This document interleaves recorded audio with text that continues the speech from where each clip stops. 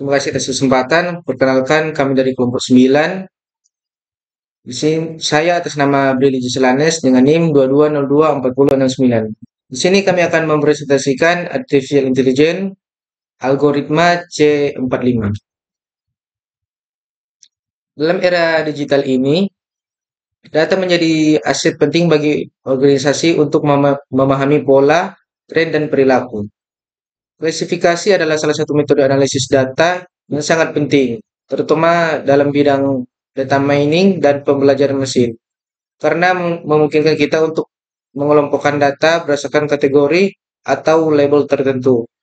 Contohnya dalam bisnis, klasifikasi membantu perusahaan mengidentifikasi pelanggan yang mungkin membeli produk tertentu.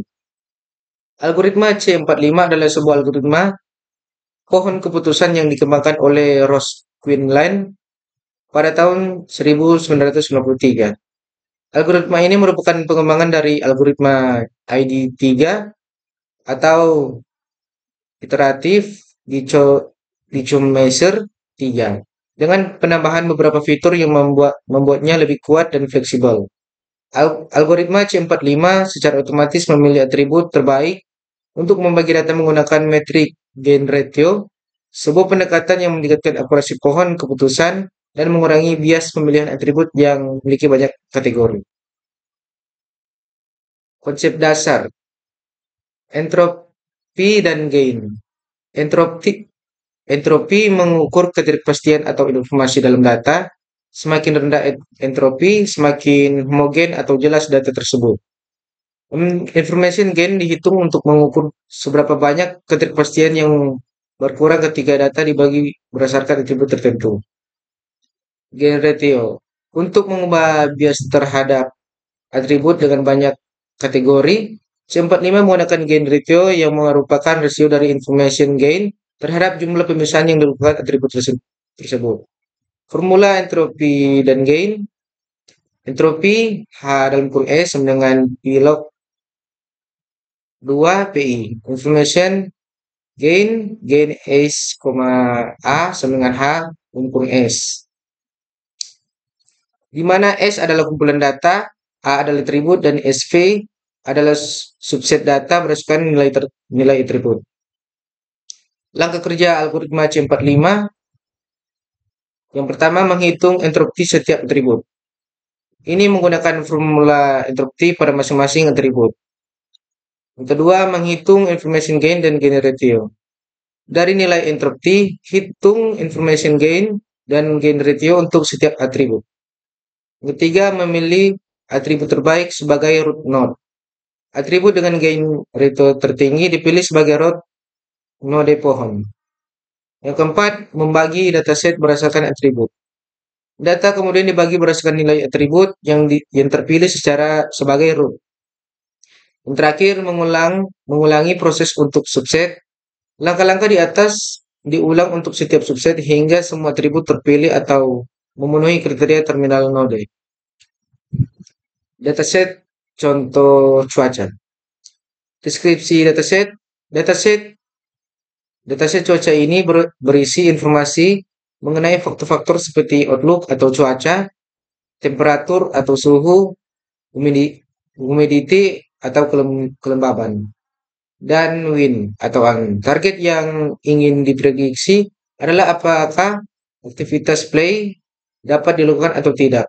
Contoh atribut outlook seperti sunny, overcast, dan rain. Temperatur ada continuous value, humidity ada continuous value, dan wind boolean, true atau false. Data set ini digunakan untuk melatih pohon keputusan sehingga bisa memberikan prediksi untuk kondisi cuaca yang berbeda. Perhitungan entropi dan gain. Langkah 1, menghitung entropi untuk target variabel. Misal dalam 11 contoh data, 9 contoh berlabel yes atau main dan 5 contoh berlabel no, tidak main. Maka entropi play sama dengan kurang 9 per 14, 9 per 14 log 2 9/14 tambah 5/14 log 2 5/14 sama dengan 0,940. Langkah kedua, menghitung entropti atribut outlook.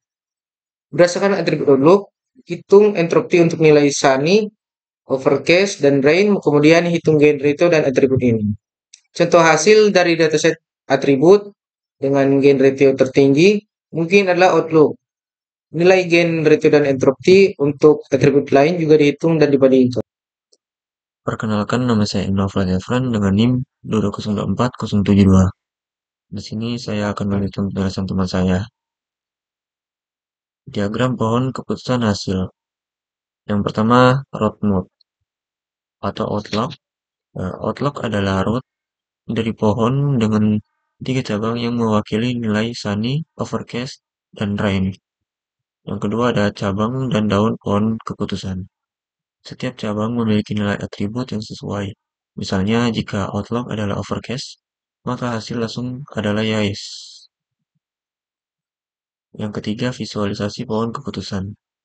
Diagram pohon lengkap yang memperlihatkan seluruh cabang dan node terminal berdasarkan atribut cuaca ini. Selanjutnya, implementasi algoritma C45 dalam kode Python. Yang pertama adalah library yang digunakan di sini eh, scikit-learn, pandas, dan numpy. Selanjutnya, contoh kode. Contoh kode seperti ini.